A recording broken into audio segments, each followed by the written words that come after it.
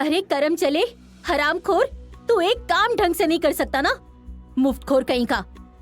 अभिराम की सास ऐश्वर्या ने अपनी कर्कश आवाज में चिल्लाकर कहा।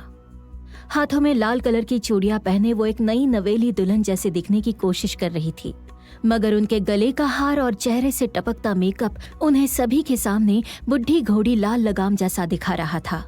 वो बहुत गुस्से में थी क्योंकि उसका दामाद जो घर जमाई बनकर उनके घर में रहता था, वो अचानक से लड़खड़ा कर जमीन पर गिर गया और नाश्ते का सारा सामान उसके ऊपर आ गिरा था। उनके महंगे क्रोकरी का सामान गिरकर टूट गया था और वो खुद भी चटनी और जूस में सन चुका था। अभिराम कुछ 6 फीट लंबा चौड़ा आदमी था, रंगे हुआ, बेहद हैंडसम। अगर कोई लड़की उसे इस हालत में ना देखे तो एक पल में उस पर अपना दिल हार बैठती, मगर उसके चेहरे से खुशी कोसों दूर थी।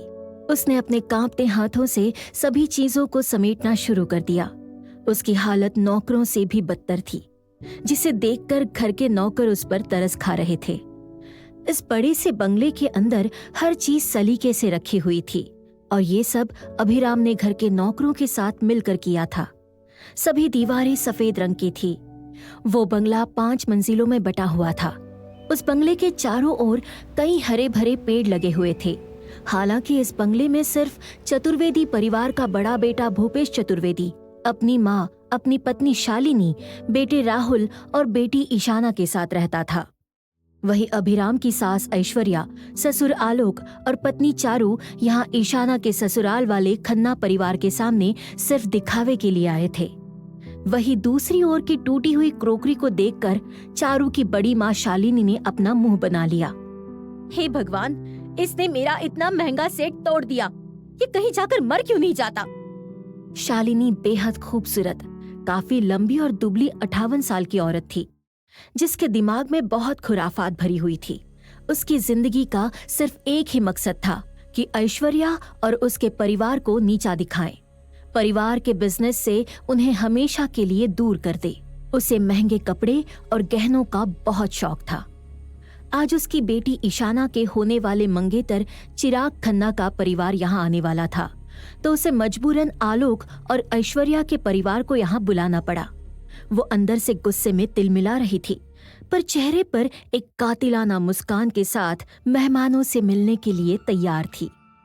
इधर अभिराम फर्श की सफाई कर रहा था। उसका चेहरा किसी वीरान रेगिस्तान की तरह सूना था और मन में काफी सवाल। मैं रोज सुबह 5 बजे उठ जाता हूँ।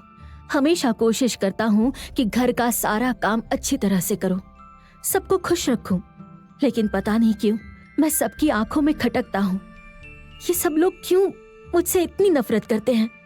आखिर ये सब कब खत्म होगा? तभी ईशाना, जिससे आज खन्ना परिवार मिलने आ रहा था, वो वहां आई।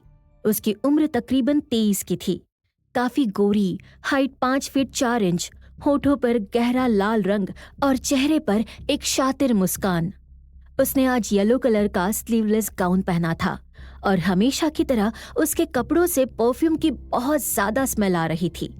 पेंसिल हिल पहनकर वो अपने वॉकिंग स्टाइल का शो ऑफ कर रही थी।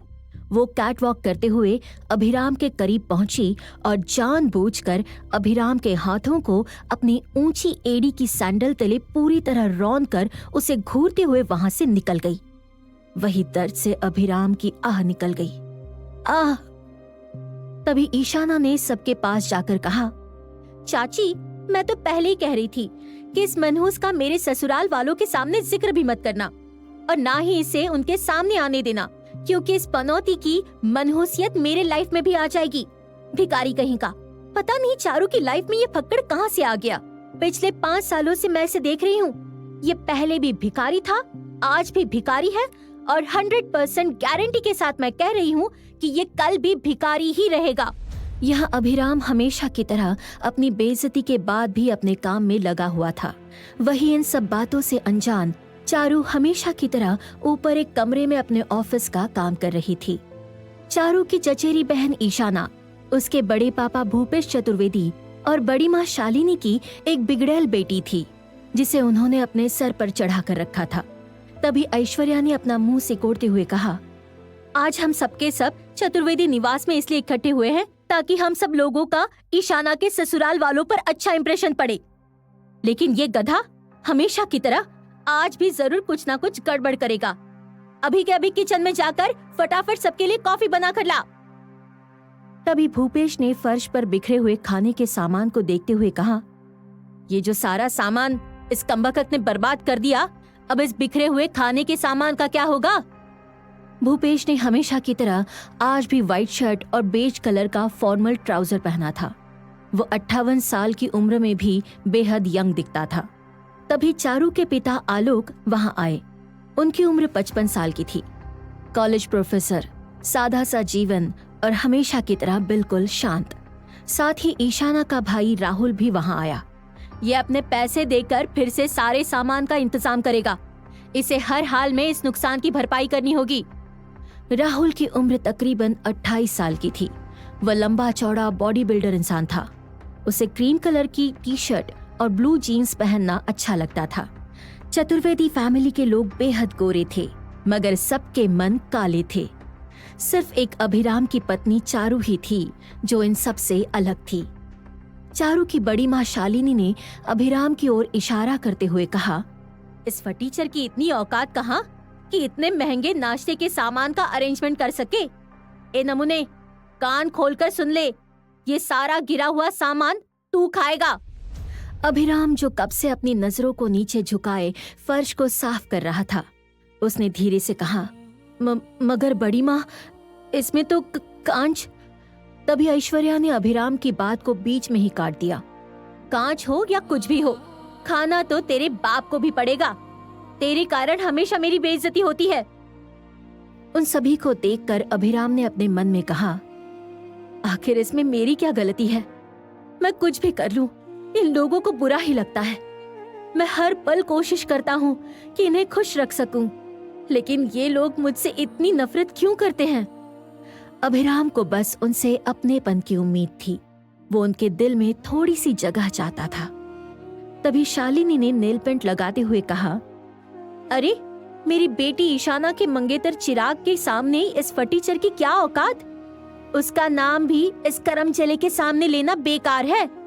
ये मुंह मसूर की दाल, मेरा दामाद चिराग कितना अमीर है कि वो ये सोचेगा कि इतने सारे पैसे कहाँ रखे, और ये भिखारी इतना गरीब है कि ये सोचता है कि ये लूजर अपना मुंह कहाँ जाकर छिपाए।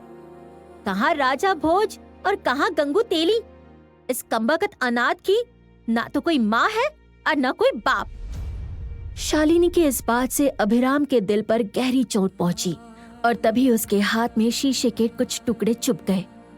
उसकी उंगलियों से लगातार खून बह रहा था, मगर सब सिर्फ उसे बुरा भला कहने में लगे हुए थे।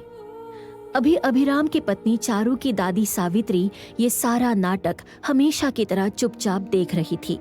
वो चाहकर भी कुछ बोल नहीं सकती थी। अभिराम चुपचाप से अपने काम में लगा हुआ था। सारा फर्श साफ करके वो बिना कुछ बोले वहां से चला गया। उसने किचन में अपने खून से सने हाथों को साफ किया। फिर वो फटाफट घर के सभी लोगों के लिए कॉफी बनाने में लगा। तभी सावित्री निवास के बाहर एक बड़ी सी चमचमाती हुई सिल्वर रंग की पोर्श आकर रुकी। उसमें से बड़े ही फॉर्मल और स्टाइलिश गुची के कपड़े पहने हुए 3 लोग उतरे। मिस्टर समीर खन्ना, जो कि लंबे चौड़े 60 साल के डायनामिक पर्सनालिटी के मालिक थे। मिसेस शिवानी खन्ना, बेहद मेंटेड सेक्सी लेडी जो तकरीबन 58 साल की थी। उनका बेटा चिराग, जो काफी लंबा चौड़ा हैंडसम गोरा चिट्टा कर्ली काले घने बाल। उन तीनों के फॉर्मल शूज उनकी चमचमाती हुई गाड़ी की तरह शाइन कर रहे थे, जिसे खिड़की से झांक रही ईशाना ने देखकर एक्साइटेड होकर कहा, अरे मॉम, वो लोग आ गए। मैं तो बहुत एक्साइटेड हूँ। समीर खन्ना ने घूर कर पूरे चतुर्वेदी परिवार के लोगों को देखा और चुपचाप से सोफे पर बैठ गया, जिसे देखकर उसकी बीवी शिवानी भी उसके बगल में बैठ गई। उनका बेटा चिराग चाहकर भी ईशाना की हेल्प नहीं कर पा रहा था। ईशाना चिराग की तरफ देख रही थी, लेकिन चिराग नजर गड़ाए मोबाइल फोन पर अपने ऑफिस का काम करने में लगा हुआ था। इस सब से इरिटेट होकर ईशाना तुरंत किचन में चली गई। वही ऐश्वर्या ने सीढ़ी के पास जाकर बिना देर किए चारू को कॉल कर दिया। चारू, जल्दी से नीचे आ जा, खन्ना फैमिली आ चुकी है। चारू एक 25 साल की स्वीट एलिगेंट लड़की थी। आज उसने एकदम सिंपल सा वाइट कलर का शॉर्ट लखनवी कुर्ता और ब्लैक जीन्स पहनी थी। उसके होंठ गुलाबी रंग के थे और उसके काले स्याह बाल उसके कंधे तक थे। उसकी आंखें काले मोतियों जैसी थी। उसका रंग गोरा और उसके चेहरे पर एक अलग सी उदासी दिखाई दे रही थी। ये उदासी शायद कहीं न कहीं अभिराम को लेकर थी। उसने अपना लैपटॉप बंद करते हुए कहा, ओके मॉम, मैं अभी आई। इधर नीचे ईशाना ने किचन में जाकर नाश्ते की ट्रे अभिराम के हाथों से छीन ली और चेहरे पर झूठी मुस्कान लिए खन्ना परिवार के सामने नाश्ता सर्व करने लगी।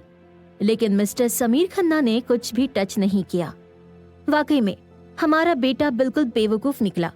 मैं तो ये सोचता था कि जैसे मैंने अपना खन्ना अंपायर खड़ा किया वैसे ही ये भी कुछ करेगा, मगर इसने मेरे सारे अरमानों पर पानी फेर दिया। आप जैसे मिडिल क्लास फैमिली के लोग हमें किस तरह का फाइनेंशियल सपोर्ट कर पाएंगे? मेरे कहने का मतलब है मुझे मेरे बिजनेस को कई गुना ज्यादा एक्सपैंड करना है। क्या आपके पास आपके खुद के घर को ठीक ठाक चलाने के पैसे हैं? नहीं है ना? तभी शिवानी ने अपने पति का साथ देते हुए कहा, इसीलिए तो इनकी बेटी ने हमारे अमीर बेटे को फंसाया है। उन दोनों की ऐसी बातें सुनकर शालिनी ने मुंह बिचकाते हुए कहा, अब ऐसा कैसे? लेकिन शिवानी ने उसकी बात बीच में ही काट दी। जो सच्चाई है उसे आप लोगों को सुनना ही पड़ेगा, और ये जो सेल्फ रिस्पेक्ट वाली अकड़ है ये आप लोगों को सूट नहीं करती। तो आवाज नीचे। ईशाना और चिराग दोनों शॉक में थे। तभी ईशाना ने बुदबुदाते हुए कहा, कहीं इन दोनों बेवकूफ बुड्ढों की वजह से मेरा सारा प्लान चौपट न हो जाए। इधर शिवानी ने अपना मुंह बनाकर कहा, हम लोगों का स्टेटस बहुत बड़ा है। मेरे भाई साहब यहाँ के बहुत बड़े ऑपोजिशन के लीडर हैं। सिर्फ यही नहीं, हमारे मेहमान दुनिया भर के फॉर्च्यून 700 कंपनी के ओनर्स में से हैं। हमारे लिए हमारे गेस्ट बहुत मायने रखते हैं, इसीलिए सगाई होटल मोंटेना में ही होगी, यही हमारा फैसला है।